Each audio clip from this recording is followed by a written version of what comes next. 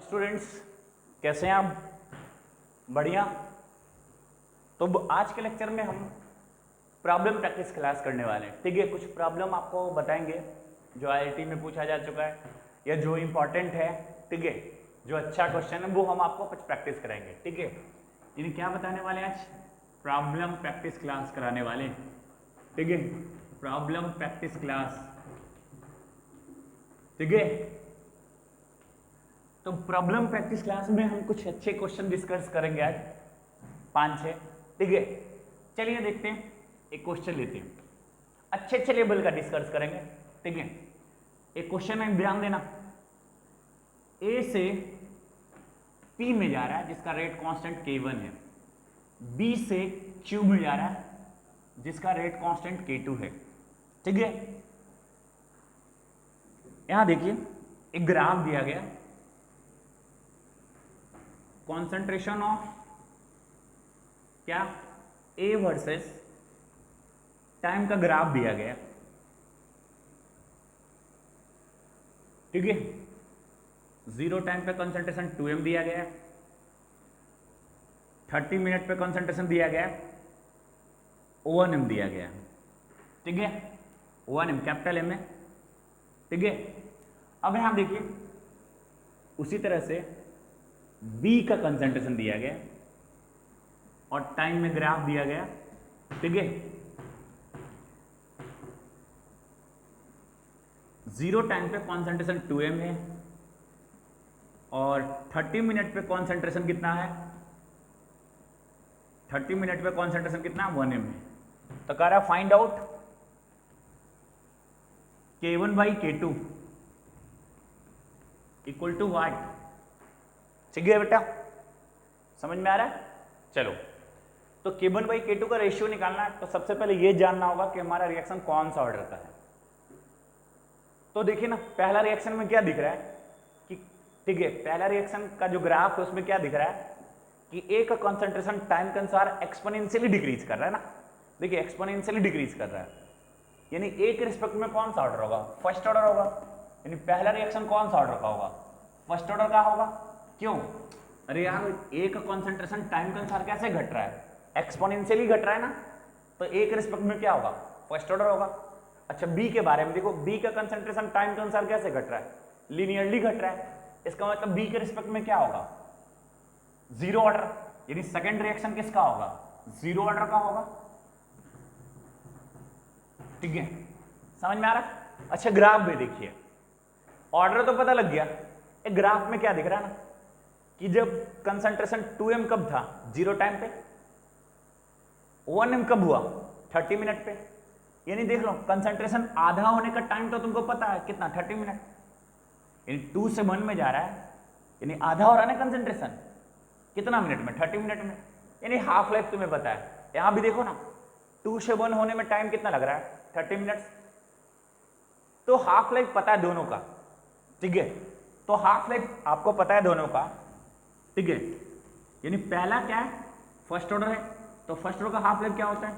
बोलो। 0.693 upon K, और K के जगह पर क्या? K1। सेकंड है कौन सा ऑर्डर? Zero order.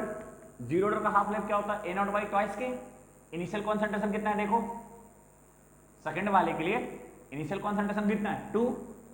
अब भाई ट्वाइस, A0/2 के। K की वैल्यू क्या? K2। कैंसिल कर दो। ठीक है, अब देखो तो पहले का हाफ लाइफ और दूसरे का हाफ लाइफ क्या है? सेम है ना। 2 से 1 जाने में कितना मिनट? 30 मिनट। यहां भी देखो ना, 2 से 1 जाने में 30 मिनट, यानी दोनों का हाफ लाइफ क्या है? सेम है। जब डिवाइड करोगे 1 और 2 को, इक्वेशन 1 और 2 को डिवाइड करोगे तो क्या आ जाएगा? ये 1 आ जाएगा ना, टी हाफ, और बाई टी हाफ करोगे 30/30 1 आ जाएगा। यानी क्या? 1 इक्वल टू कितना? बोलो। 0.693 अपॉन K1 और डिवाइडर बाई क्या? ठीक है, क्या? बोलो 1 बाई क्या? K2। देख लो भाई, कोई डाउट है? तो ये K2 ऊपर चला जाएगा ना। ठीक है, और ये K1 नीचे रहेगा। चलिए, तो ये K1 को इधर कर देना। ठीक है, और जो K2 ऊपर जाएगा उसको नीचे ले आना। ठीक है, यानी क्या आ जाएगा? बोलो। K1/K2 इक्वल टू कितना आ जाएगा? बोलो। 0.693। देख लो भाई, देख लो भाई, K1/K2 आ जाएगा कितना? 0.693। समझ में आया सबको? देखिए इसमें कितना कॉन्सेप्ट का यूज करा है। पहले जिसको ग्राफ नहीं पता होगा वो ऑर्डर नहीं पकड़ पाता, और जिसको हाफ लाइफ का फॉर्मूला नहीं आता वो सवाल नहीं बना पाता। ठीक है, तो इस सवाल में दो कॉन्सेप्ट है ना, मल्टीपल कॉन्सेप्ट के सवाल हैं।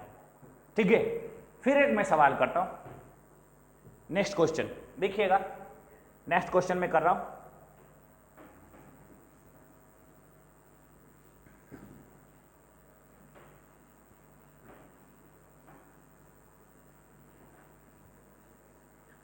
कह रह गया, नेक्स्ट क्वेश्चन देखिएगा। चलो नेक्स्ट क्वेश्चन क्या है बेटा, ठीक है, for first order reaction, for first order reaction है। ठीक है, एक्स से ए प्लस बी में जा रहा है, रेट कांस्टेंट K1 है, रिएक्शन पहला है। दूसरा रिएक्शन है जो Y से C प्लस डी में जा रहा है, जिसका रेट कांस्टेंट K2 है, और दोनों क्या है, फर्स्ट ऑर्डर रिएक्शन है, दोनों फर्स्ट ऑर्डर है। ठीक है, कहा गया 50% of X is completed when 96% of Y is completed। ठीक है, completed, find out। ठीक है, क्या बेटा, K1 बाई K2 ये तुम्हें निकालना है, तो जल्दी से निकालिए, जल्दी से निकालिए भाई साहब आप। ठीक है, जल्दी से निकालिए, K1 बाई K2 निकालिए आप।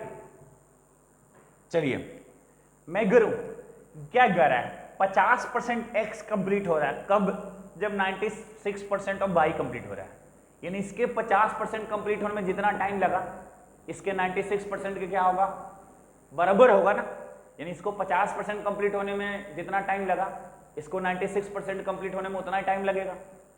ठीक है, चलो सॉल्व करते हैं, चलो सॉल्व करते हैं। ठीक है, यानी दोनों का टाइम क्या है, सेम है ना। ठीक है, यानी टी, देखो ना, समझो क्या बोल रहा है, टी 50% कंप्लीट होने में जो टाइम लग रहा है वो 96% कंप्लीट होने में टाइम क्या है, बराबर है। कह रहा है इसका 50% कंप्लीट हो रहा है तो इसका कितना हो रहा है, उसी, इसका जब 50% कंप्लीट हो रहा था तो इसका 96% कंप्लीट हो रहा है। ठीक है, बराबर कर दिए, और दोनों फर्स्ट ऑर्डर है, तो टाइम निकालने का फॉर्मूला जानते हैं ना, क्या, अरे KT बराबर पढ़े थे ना, 2.303 log A0 बाई 80 बताया था ना, तो T इक्वल टू क्या आ जाएगा, बोलो, 2.303 बाई K1, ठीक है, log 100 अब आई 50। देखो भाई 50% कंप्लीट होगा तो बचेगा कितना, 50 ही बचेगा ना। ठीक है, इक्वल टू 2.303 बाई K2, ठीक है, log, बोलो भाई 100 अब आई 4। ठीक है, बोलो, समझ में आ रहा है। ठीक है, अब क्या करो, दोनों क्वेश्चन को सॉल्व कर दो ना, सॉरी इस इक्वेशन को सॉल्व कर दीजिए, K1 बाई K2 का मान निकल जाएगा ना, इसको सॉल्व कर दीजिए आप। अब सॉल्व करने आता है, मैं ही करूं क्या, मैं ही करूं, चलो मैं ही कर देता हूं। सॉल्व कर दीजिए इस इक्वेशन को, K1 K2 का मान निकल जाएगा, K1 बाई K2 का मान निकल जाएगा। ठीक है, ऐसा करो ना। ठीक है, K1 बाई K2 लाना ना, पहले ऐसा काम करो ना। ठीक है, इसको मैं क्या करता हूं, देखो कि 2.303 तो कैंसिल हो जाएगा ना, ये कैंसिल होगा, 2.303 तो कैंसिल हो जाएगा ना दोनों तरफ से। K2 को इधर ट्रांसफर कर दूं, K2 बाई क्या, K1 इक्वल टू, बेटा देखो लॉग कितना 25, अब आई ये कितना log 2 बाई log 2। ठीक है, बोलो भाई K2 बाई K1, तो K1 बाई K2 निकल जाएगा ना। ठीक है, समझ में आ रहा है, ये कैंसिल हो गया ना। ठीक है, तो K2 इधर ट्रांसफर कर दिया, तो K2 by K1 equal to कितना, ये log 25 और इसको इधर ले आओ डिवाइडेड बाई log 2 हो जाएगा ना, सॉल्व कर दीजिए। जब K2 बाई K1 निकल जाएगा तो K1 बाई K2 भी निकल जाएगा आपसे। समझ में आया? अब सॉल्व कर लोगे ना, ठीक है। चलो मैं आगे बढ़ता हूं, नेक्स्ट क्वेश्चन, ठीक है। log 25 कैसे सॉल्व करोगे, 5 का स्क्वायर लिख लेना, ठीक है। log 25 को 5 का स्क्वायर लिख लेना। चलो नेक्स्ट क्वेश्चन,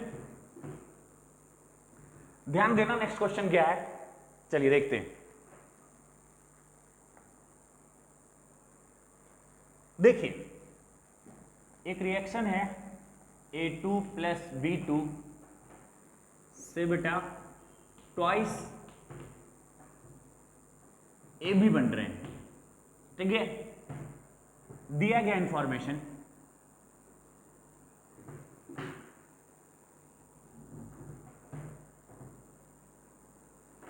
इंफॉर्मेशन दिया गया, देखिए A2 का कंसंट्रेशन दिया गया और B2 का भी कंसंट्रेशन दिया गया और तुम्हें दिया गया रेट ऑफ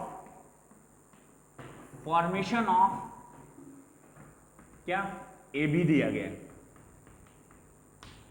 ठीक है। ए दिया गया आपको, क्वेश्चन समझिए ना, ठीक है। क्या है, रिएक्शन दिया गया और A2 B2 और rate of formation of AB दिया गया।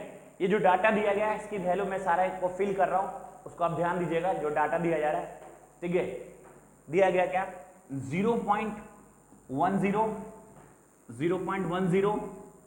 तो 2.5 इंटू 10 का पावर दिया गया -4, ठीक है। चलिए फिर दिया गया 2.2010, ये 5 इंटू 10 का पावर -4 दिया गया, ठीक है। ये दिया गया 0.20 और ये 10 इंटू 10 का पावर -4 दिया गया। तो कह रहा है find out the value of K,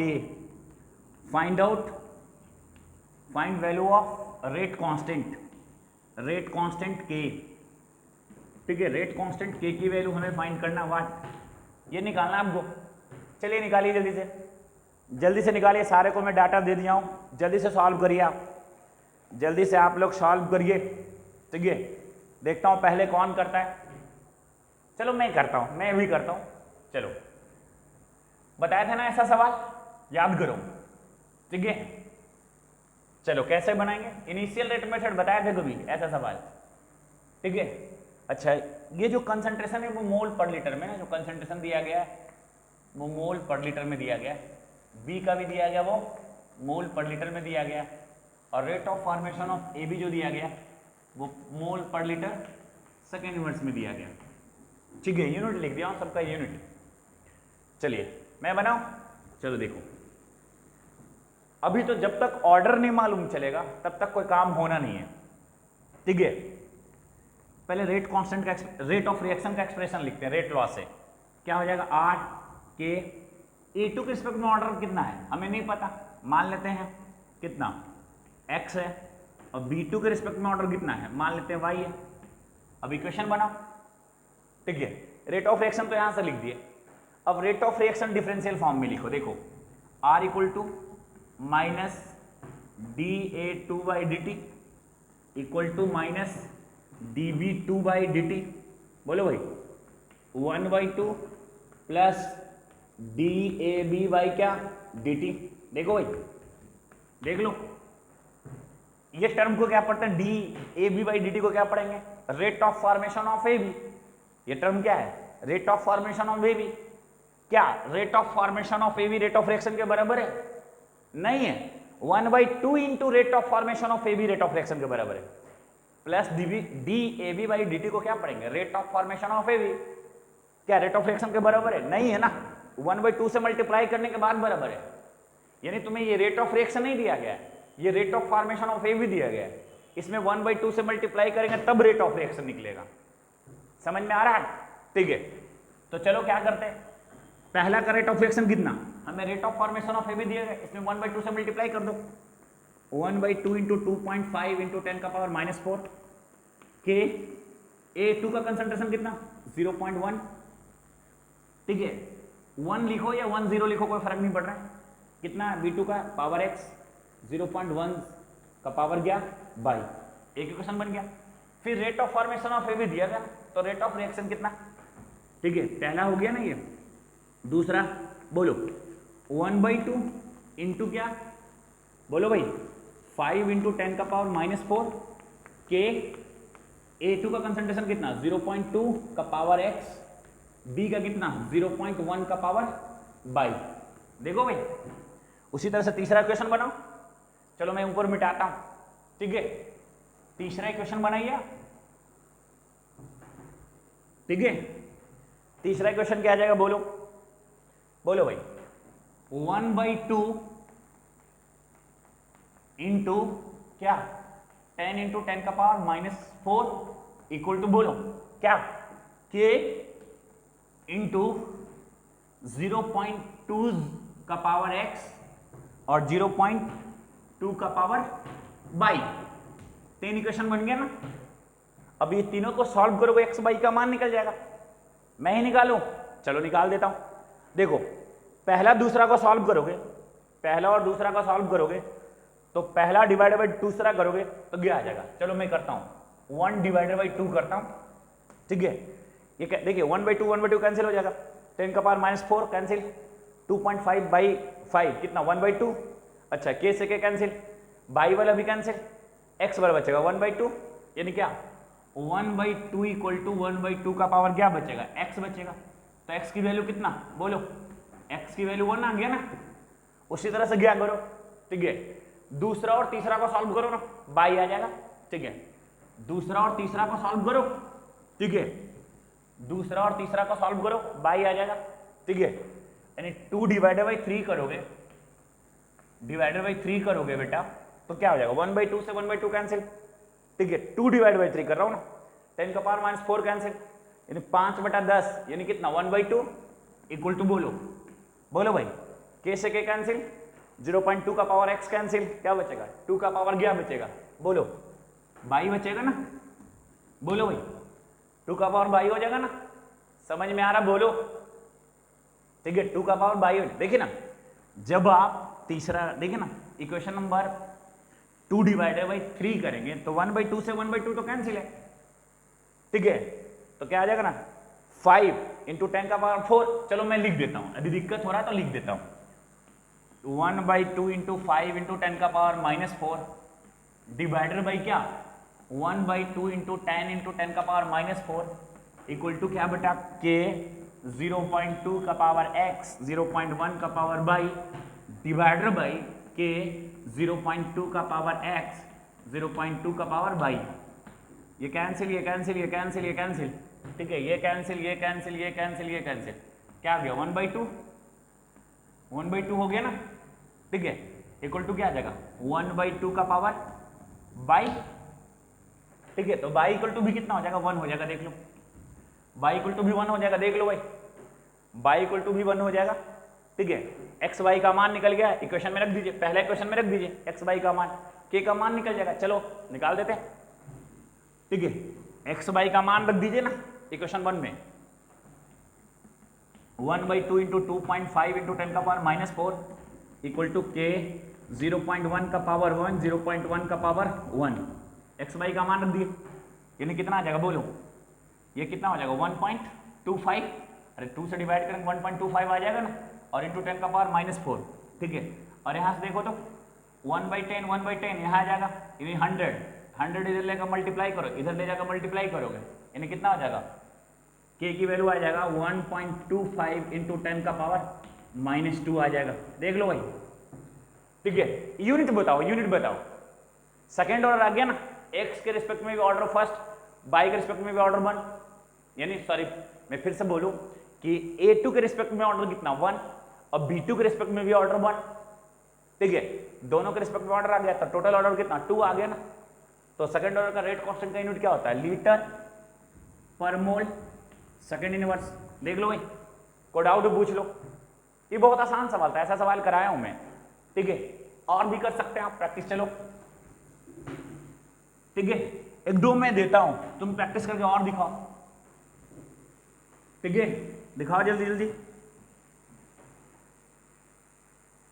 एक क्वेश्चन गया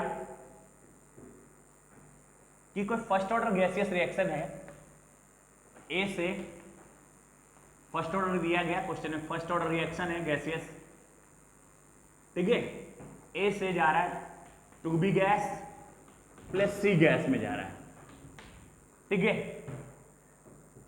तुम्हें दो इंफॉर्मेशन दिया गया ना, ठीक है, यहां टाइम लिखा गया, यहां टोटल प्रेशर लिखा गया,